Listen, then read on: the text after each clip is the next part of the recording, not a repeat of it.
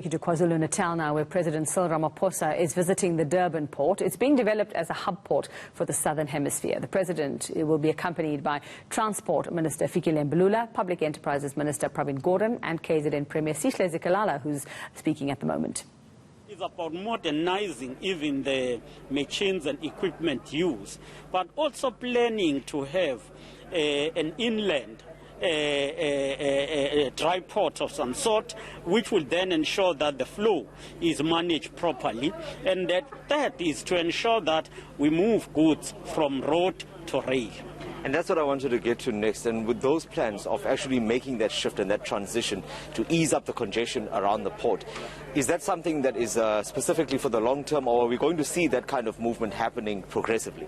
It is something that is planned in a short term, that we will have some elements that are introduced immediately, but then take that short-term plan, connect it with the earmark development in terms of the long-term vision of developing the Durban port. So that's where Cato-Rich would become significant, am I correct? Cato-Rich, but we must also be further, ask ourselves about the initial proposed SIP, I think it was SIP2 program, which was going to link KwaZulu-Natal, Free State and Gauteng and have a logistic hub in the intersection around Harrismith, Ladysmith, that will ensure that from there all goods are taken to the rail.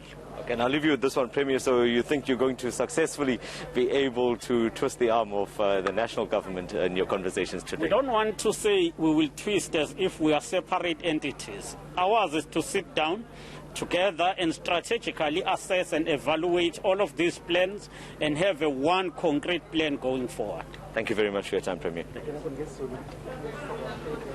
All right, that was Des Ntathia there speaking to KZN Premier Sihle Zikalala. We'll continue to keep an eye on that visit of the President and several ministers as well and take you there as soon as something interesting is happening.